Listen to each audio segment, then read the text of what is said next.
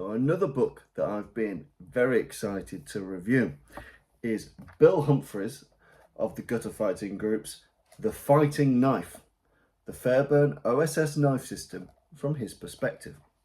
Now, first of all, I'm in a group with Bill, and I know Bill's been working on this book for quite some time, and he's been really excited about bringing it to the fore, but also very diligent in making sure that it was accurate, that it was fair, that it honestly represented the system as taught during the O.S.S. years of William Fairbairn. Now, most of us that are familiar with Fairbairn, the vast majority of the materials that we can engage with him are either pre-war or very early war materials. Now, there's a really interesting piece of video which showcases how his thoughts had changed and evolved and adapted, and for a range of reasons, when he was teaching the O.S.S. And bear in mind that he was teaching the O.S.S. for longer than he was teaching British and Commonwealth forces in the main. Although his legacy runs deep through British and Commonwealth combatives, he was obviously a big figure in how the O.S.S. fought and trained and prepared themselves. And this book focuses on those years in particular.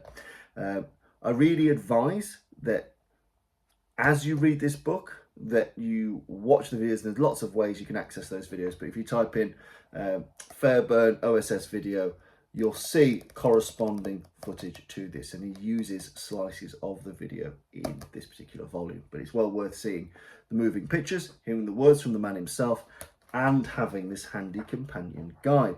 And very much in the model of William Fairbairn, there's not a great deal of fat on it. It's straight to the point. Learning how to use the knife, the context of the knife, making sure to remind yourselves that it's a killing tool. It's not a martial art. It is a means to an end, a silencing or an ending of a person. And the book gets straight to that point. So there's no real martial fluff to it. It's very pragmatic. This is what it is. This is what it's for. This is how they trained it. He's backed that up with research. He's backed that up with interesting diagrams on the knife. There's some pictures of Bill himself in there, because a lot of the footage of Fairbairn, although a good portion of the book does use as high a res as you can get of Fairbairn using the knife, there are some things that only a modern day picture can really represent. So Bill does a really fair balance of historical kind of proof points. So you can see there Fairbairn using an ice pick style grip to get rid of the gripping hands of an adversary. So you can see that in play, but then for extra clarity you can also see Bill's mitts here, so you can get real fine understanding of thumb position, finger position that you wouldn't have got from grainy World War II era footage, which is rather good. And you can see some of the aspects of standing, holding, being with the blade, being familiar with the blade.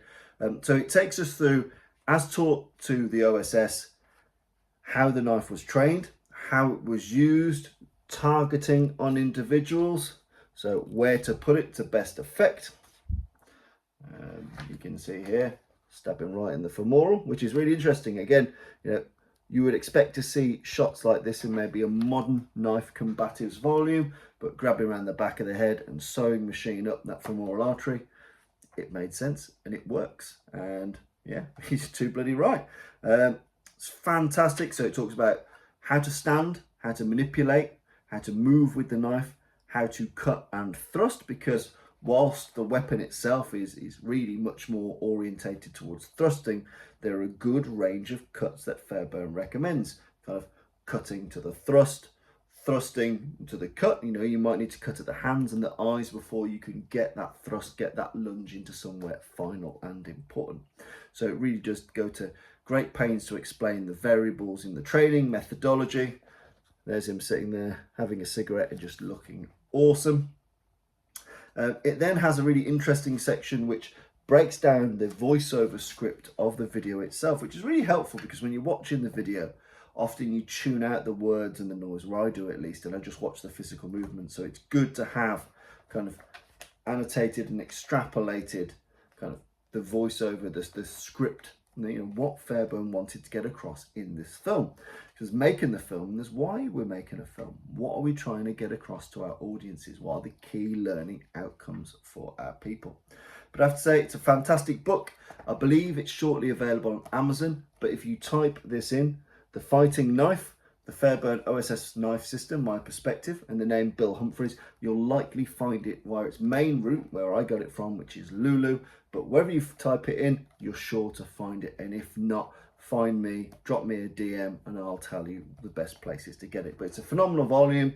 It's rather chunky. It's got lots of images. It's really clean and clear and crisp to understand, whether you're new to this stuff or an aficionado and you've been doing it for years. It doesn't matter. It's a really interesting perspective of what Fairbairn is teaching at a particular moment in time, which shows an evolution in its lesser looked at area. You know, Fairbairn's O.S.S time period, you know, it leaves the public imagination a little bit. It's good to see what he was teaching and what he was working on. So go out there, get it, buy it, enjoy it, and most importantly, train it. Don't just be a nerd. Don't just collect the books.